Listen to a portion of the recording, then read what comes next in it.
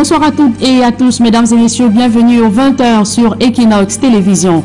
À la une de cette édition, massacre de Ngarbou, Maurice Kamto exige une enquête internationale indépendante pour faire la lumière sur ces actes et les responsables militaires et politiques à l'origine de cette tragédie. Le président du mouvement pour la renaissance du Cameroun s'est exprimé 2 jours après les résultats de l'enquête commandée par le chef de l'État, Paul Biya. Et une opération de désinfection de la prison centrale de Yaoundé-Kondengui tourne en un mouvement de protestation. Des détenus entendaient ainsi exprimer leur colère sur les risques d'intoxication aux produits chimiques utilisés dans la chasse au coronavirus dans ce pénitencier. Voilà pour le sommet.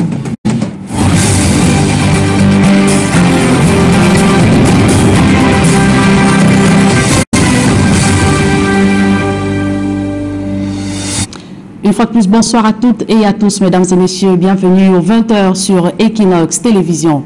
Encore du grabuge à la prison centrale de Yaoundé-Kondengui. Des détenus protestent contre une opération de désinfection susceptible, selon eux, de produire plutôt à une contamination ou une intoxication.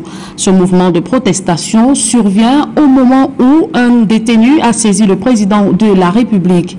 Incarcéré depuis 11 ans, Jean-Baptiste Nguini Efa, dans une lettre, dénonce la surpopulation carcérale dans ce pénitencier devenu un terrain fertile à la propagation du coronavirus. On fait le point avec Aïk Cyril. Du grabuge au sein de la prison centrale de Yaoundé-Kondengui.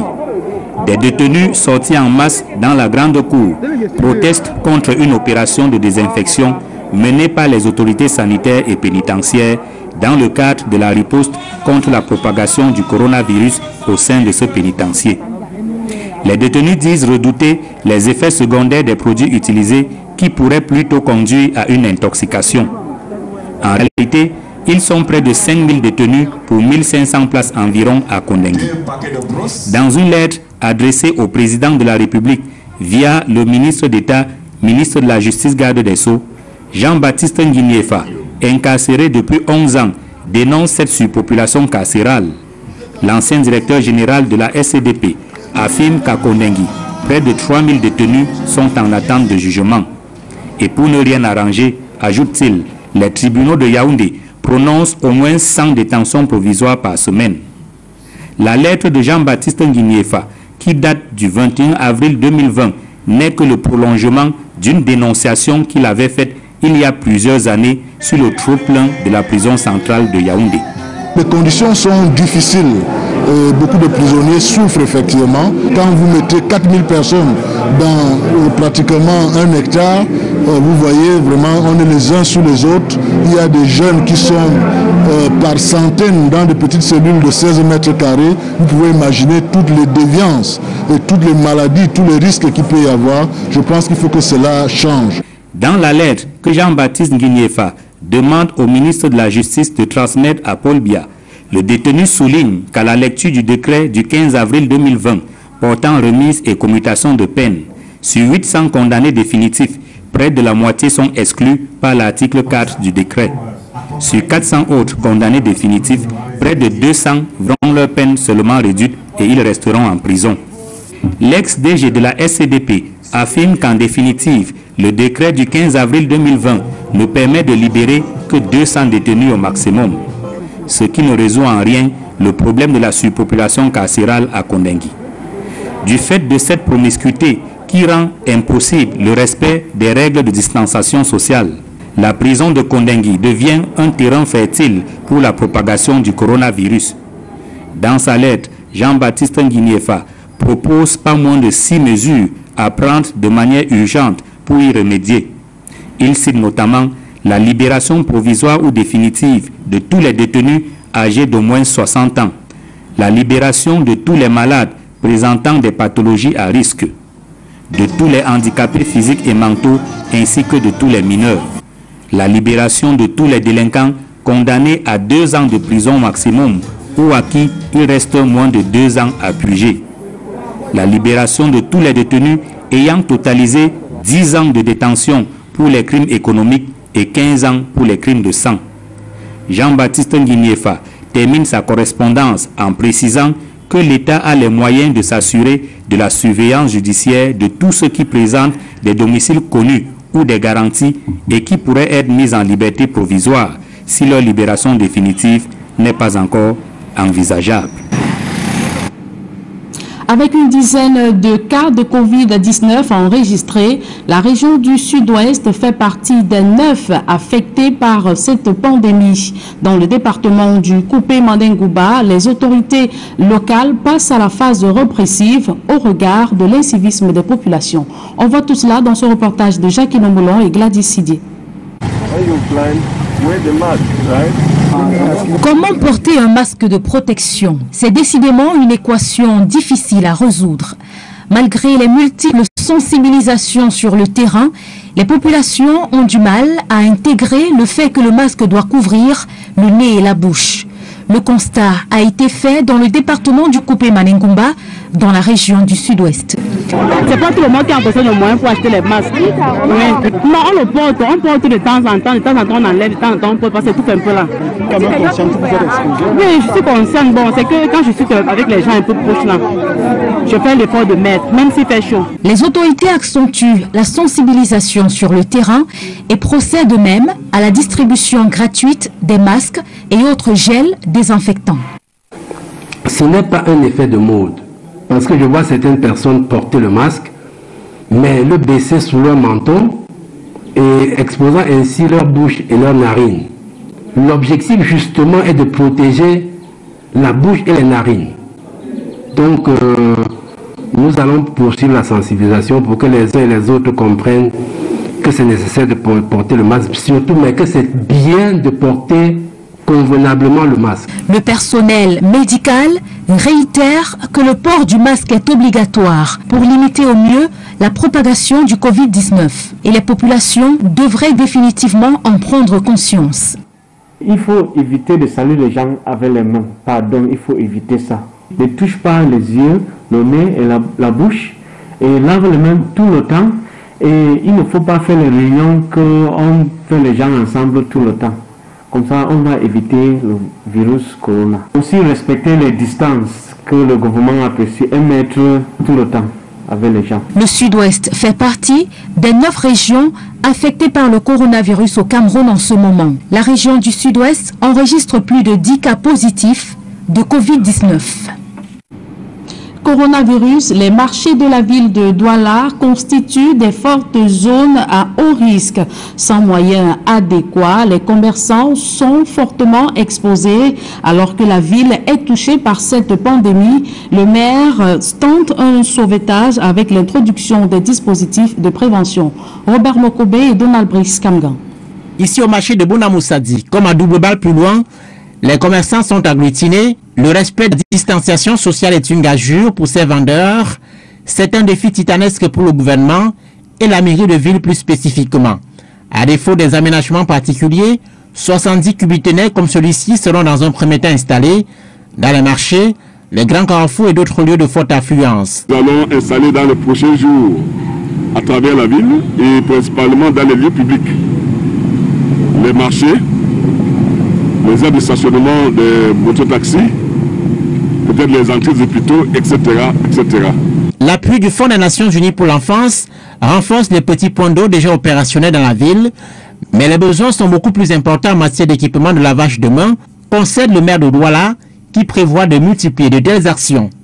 Afin d'aider les populations à respecter les mesures d'hygiène et le port obligatoire des masques, la mairie de Douala reçoit de l'agence spécialisée des Nations Unies 2000 masques, 140 cartons de savon. Ce sont des actions qui, comme je le dis, vont permettre une meilleure prise de conscience de la part de la population sur les mesures barrières pour limiter la propagation de l'épidémie de Covid-19. L'un des principaux foyers du coronavirus, la ville de Douala bénéficie des appuis de l'UNICEF pour contrer la propagation de la maladie. Dans le cadre de son accompagnement des actions du gouvernement, 300 points de lavage de mains, 900 volontaires et agents de santé communautaire formés en liaison avec la Croix-Rouge et la délégation régionale de la santé. Et depuis la détection du tout premier cas de coronavirus au Cameroun le 5 mars dernier, notre pays compte à ce jour 668 cas de guérison. L'annonce est du ministre de la Santé publique au cours du point quotidien sur la pandémie au Cameroun. Le docteur Manaouda Malachi affirme que le protocole thérapeutique a été validé par le conseil scientifique et est administré au cas par cas. À présent, sur votre petit écran, les images de ce crime survenu ce matin dans la ville de Douala. Les populations du quartier New Deido ont découvert la dépouille du jeune Gaëtan Tekam, la trentaine, gisant dans une mare de sang. L'homme a été retrouvé égorgé sur son lit avec des lames de rasoir tout à côté. D'après des voisins, il aurait eu des échanges houleux ces derniers jours avec un ami à qui il devait de l'argent. Le défunt a été aperçu pour la dernière fois hier soir. La police est arrivée sur les lieux et fait les constats d'usage avant que le corps ne soit évacué. Je vous propose de suivre à présent le témoignage d'un voisin au micro d'Equinox Télévision. Bon, sinon, il y a un cas avec qui il y a un problème de tiraillement, quoi. Ils ont eu à discuter jusqu'à les gars, quand ils sont tenus chasser, qu'il a allé chercher le retour par rapport à ce problème. On ne sait pas vraiment le fond du problème, le fondement du problème, mais il a même discuté avec les gars, c'est comment que non, quand il tend le doigt, c'est quoi, c'est pas que non, c'est pas comment il faut partir, il va gérer, que non, il pas quand il va venir avec le retour. Quand tu as ton retour est petit, il faut que ton retour soit solide.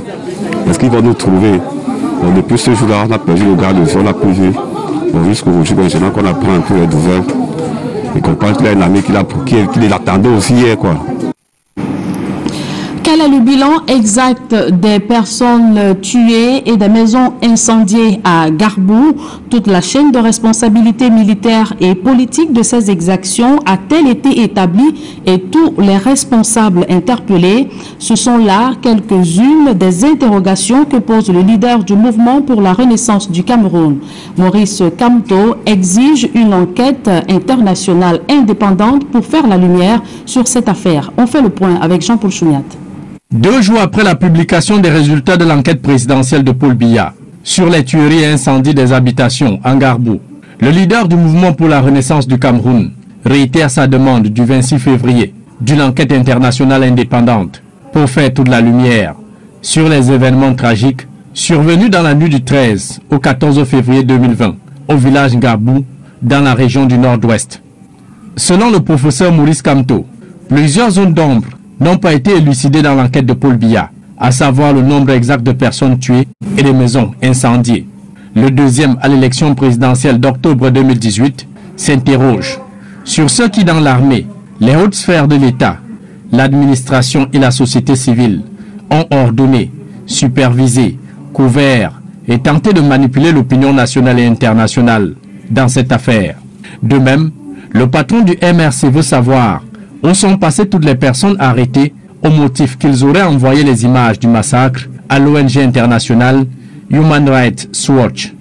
D'autre part, Maurice Kamto veut en savoir plus sur l'origine des financements dédiés à l'entretien des civils qui avaient été associés au commando, auteurs des tueries et pillages de Garbou. Au-delà de ces questions, autour de la tragédie de Garbou, relève Maurice Kamto, l'enquête internationale suggérée s'étendra aussi aux autres tueries des civils dans les 2 régions anglophones en crise du Cameroun.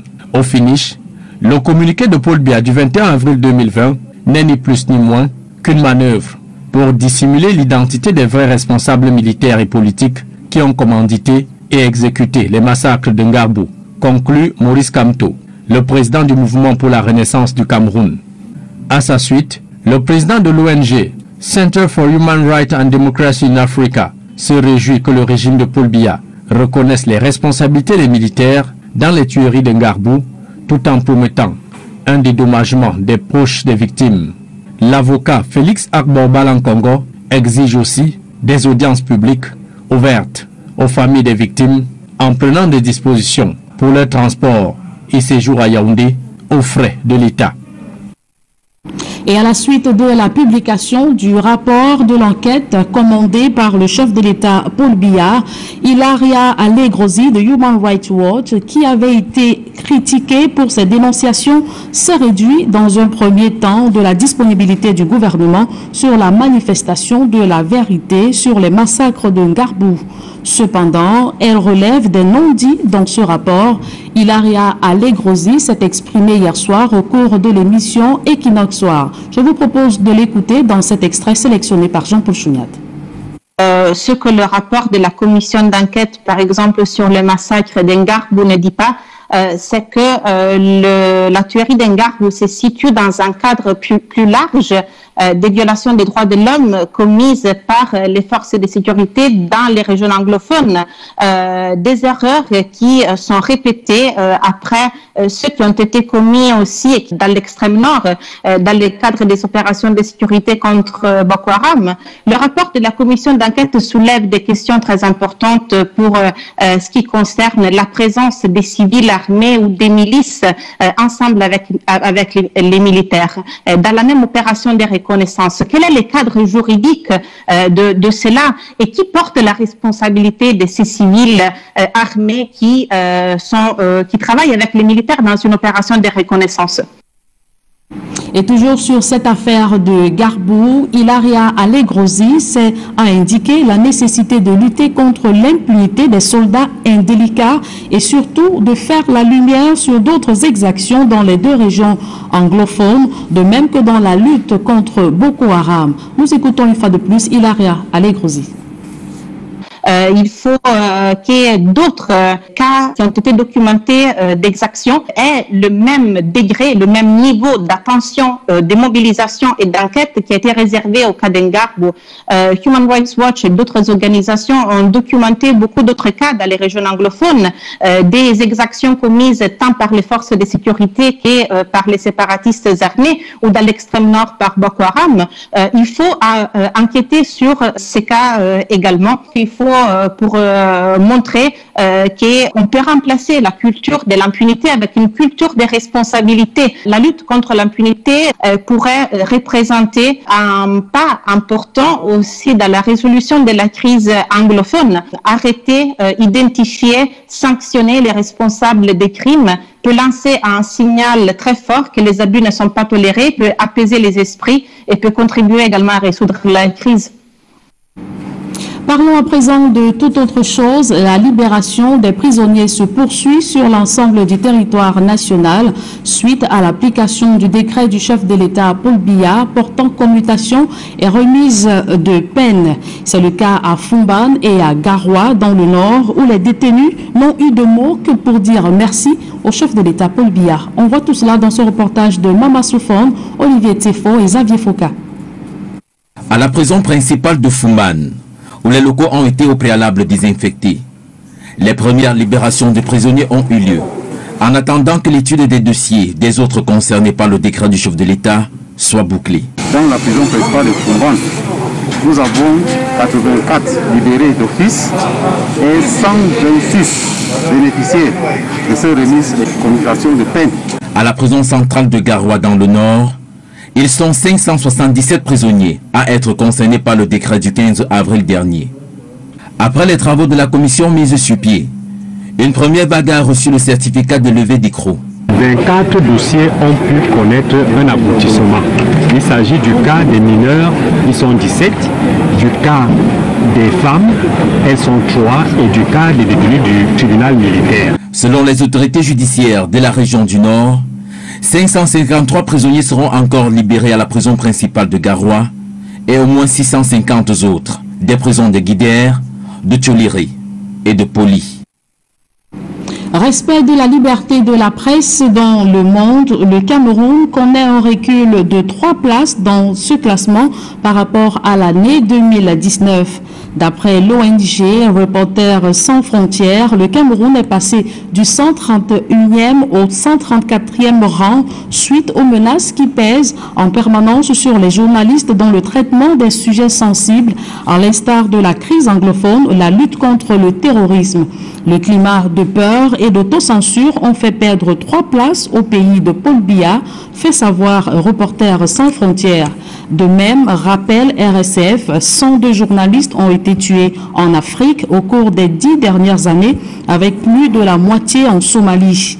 En tête de ce classement des pays où la liberté de presse est mieux observée, figurent 2 pays scandinaves. En premier, la Norvège, suivie de la Finlande et le Danemark. À présent, ce public reportage avant de mettre un terme à cette édition du journal. Le groupe SABC en première ligne du combat face au Covid-19 au Cameroun. L'entreprise citoyenne a mené la phase 2 de son programme Élan de solidarité qui consiste à offrir du matériel et des denrées alimentaires aux couches vulnérables. Reportage. De son statut d'entreprise citoyenne, la société anonyme Les Brasseries du Cameroun se sent une fois encore interpellée en ces temps difficiles que traverse la nation camerounaise. Soucieux du bien-être des citoyens, elle s'engage aux côtés des soldats de la santé pour mener la croisade contre le coronavirus qui fait des ravages à travers le monde. Dans la région de l'ouest du Cameroun, les structures sanitaires, notamment l'hôpital des districts de Tchon et celle de Banganté, reçoivent des équipes de la SABC. D'importantes quantités de matériel constitué de thermoflages, des désinfectants, de l'eau minérale et boissons gazeuses afin de mieux se prémunir de la pandémie. On remercie les brasseries pour ces dons qui viennent à point nommé où tous les structures sanitaires sont actuellement en train de lutter de recevoir les malades anxieux et même ceux qui sont suspects de Covid-19. Donc ceci, ça vient vraiment à point nommé pour venir aux malades et aussi pour protéger notre personnel. Le groupe SABC nous a fait les dons pour nous aider dans cette bataille. Cela signifie que tout le monde est impliqué et je suis vraiment content de savoir que cette entreprise SABC est à nos côtés pour renforcer les capacités de l'hôpital à pouvoir prendre en charge les cas suspects.